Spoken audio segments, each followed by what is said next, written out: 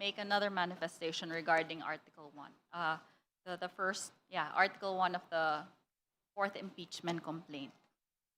I was part of the prosecution team in the last impeachment, and I handled this.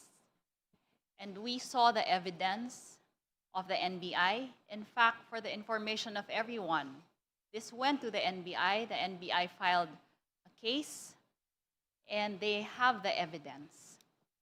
Now,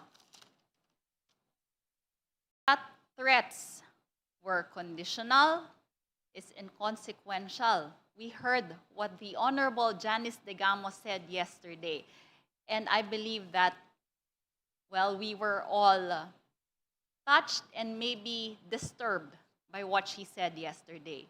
She said that their family received threats, conditional at the start, but in the end, the threats became real and her husband was murdered. The video that we are talking about was viewed by everyone, including international media, international persons. This happened on the 23rd of November, 2024, early morning. And we all saw how the Vice President hurled expletives and publicly admitted that she had set into motion a clear plot to assassinate the President, the First Lady, and the former Speaker of the House. These acts, Madam Chair, are stated, as I said earlier, in paragraphs 85 to 111 of the impeachment complaint. It is clear that the overt acts that we are looking for are in the impeachment complaint. The video that we are all talking about was mentioned in the annexes, or was it? Yes, it was mentioned in the annexes of the complaint. And for everyone's information, this is what we call res ipsa loquitur, or the thing speaks for itself. Everyone heard what the Vice President said, and again, these are mentioned in the impeachment complaint. So we do not go into the elements of the different crimes of the revised penal code, but the mere act, Madam Chair, that she said these words and that she contracted an assassin is impeachable in itself. That's all, Madam Chair. Thank you very much. Thank you. Any other member who wishes to manifest? Madam Chair, can I be allowed to speak? This will be your winding up as well, the Honorable Abante. Yes. After this, we will be proceeding to the second ground. The Upon Honorable he- Abante is recognized. Upon hearing the statement of Congressman Rufus, medyo umiikot po yung aking isipan tungkol dito sapagkat nakalagay naman sa impeachment complaint natin yung bang grossly inconsistent with the dignity of her office. Now, the question is, proper dignity ba yung statement ni Vice President Sara when it comes to assassination threat? Hindi lamang assassination threat, Madam Chair, assassination plot, sapagkat meron na po siyang hinire na assassin. Sinabi niya sinabi niya, hindi joke yan. Pangalawa, yung po sinasabi nating gross exercise of discretionary powers. Yung pa'y kasama pa sa tinatawag na discretionary powers ng Vice President to threaten the President.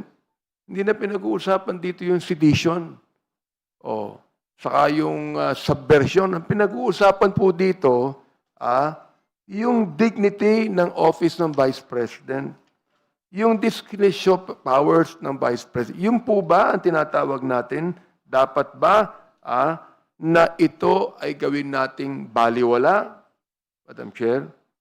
So while the VP may claim her remarks were not serious, a high-ranking official threatening the life of the head of the state is a high crime and a threat to national stability. Yun lamang po. Thank you. Now we proceed to Article 2 of the fourth impeachment complaint. Please allow the chair to read. Betrayal of public trust and graft and corruption. Among the offenses cited are misuse and malversation of confidential funds, violation of Joint Memorandum Circular number 2015-01, COA findings, and falsification of documents. Now we elicit the comment and manifestation of the justice members. Madam Chair, The Honorable Rodriguez. Bongsunta is not here, so I just go ahead because he would have been first always. Madam Chair, on Article 2, it is betrayal of public trust and graft and corruption. I would just like to take exception in accordance with what I stated yesterday. Page 34 includes the DepEd. And as I have stated, and I remind again members of the Committee on Justice, that we have no jurisdiction over actuations of the former Secretary of the Department of Education. So, page 934, we say that the statement of corruption by grossly abusing discretionary authority over confidential funds appropriated to the OVP, that's fine. But the statement that DepEd is totally out of the jurisdiction of this committee, the actuations of the former secretary. Then on page, Madam Chair, on page 36, once again, 1223.3 paragraph, 125 million in DepEd confidential funds in the late 2022-2023. Again, DepEd, we cannot have jurisdiction over DepEd. The case of Duterte versus House of Representatives clearly state that the impeachable offenses must relate to the acts of the position and the office where the person is sought to be impeached. And we're not going to impeach a secretary of a department here, but there is an allegation against her as the vice president. So that is page 36. And then on page 38, we have here 129 paragraph. It says a random sampling of receipts and acknowledgement receipts submitted by the OBP and DepEd revealed numerous defects. So once again, the statement of DepEd, the statement about DepEd is that it is beyond our jurisdiction. And then also 132, several receipts, OVP and DepEd should not be included. Now, on page 39, there is this allegation of physical distribution and third-party deliveries, use of DepEd vehicles and personnel. Again, this is about DepEd. It could not be part of our the investigation on the allegations of the impeachment.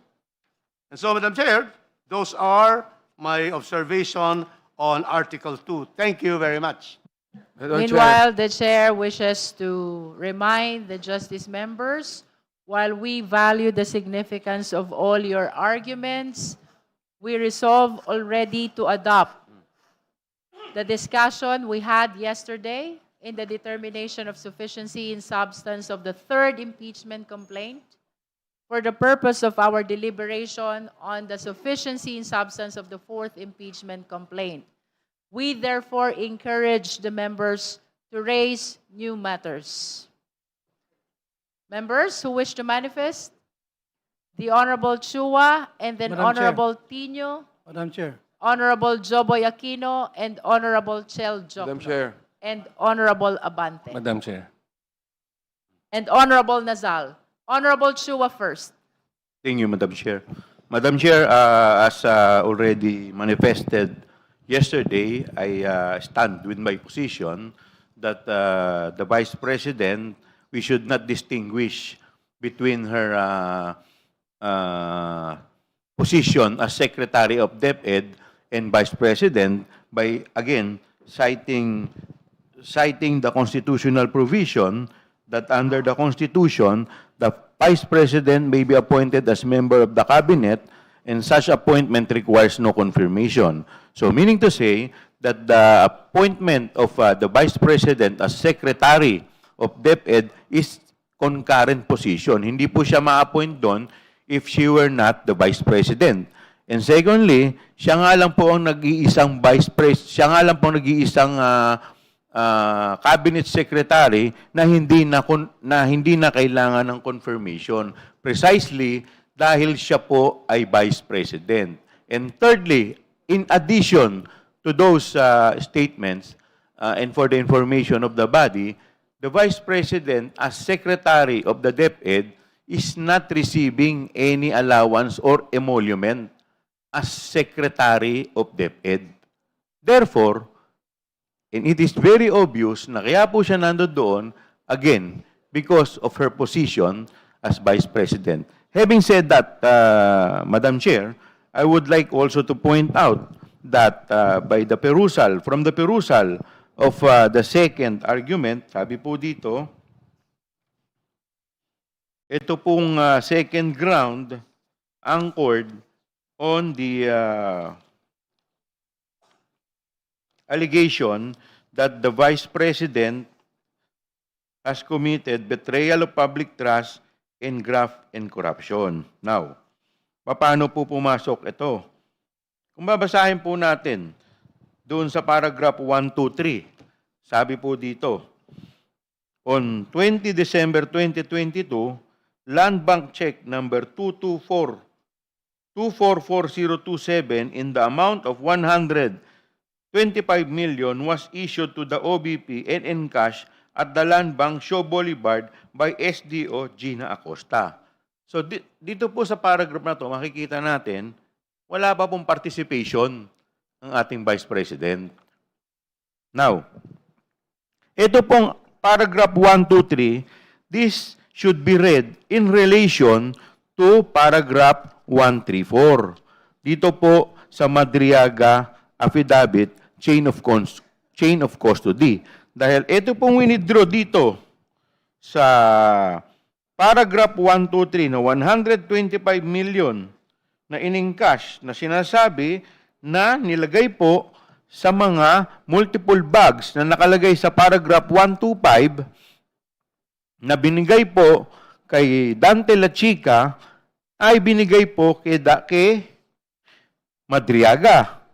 At dito naman po si Madriaga, sinasabi po niya na ito daw duffel bag, 4 na duffel bag na kinuha niya ng cash sa Ultra Pasig City noong December 20, 2022. Take note of the date, Madam Chair. Ibig sabihin, ito rin yung araw kung kailan in-encash yung 125 million. Siya daw ay nag-deliver netong 4 na duffel bag sa various recipient including a mayor in Laguna, an office in Timog, and a vehicle left at the Ombudsman parking compound for retrieval. At this point, wala pa rin pong participation ang ating Vice President. Now, paano po napunta dito? Paano po ito naging impeachable offense? Makikita po natin yan sa paragraph 150. Kasi dito po sa paragraph 150, nakalagay po dito, the OBP SDO's testimony that they were instructed to turn over cash to intermediaries, which is Nolasco to Madriaga, at the direction of respondent Sara Duterte supports direct liability. So dito po pumapasok yung participation ng respondent. Kaya po, dito po pumapasok yung grounds which is betrayal of public trust and graft and corruption. So with that, pagbabasahin lamang po natin yung facts, makikita po natin na may sufficient in substance. That's all, Madam Chair. We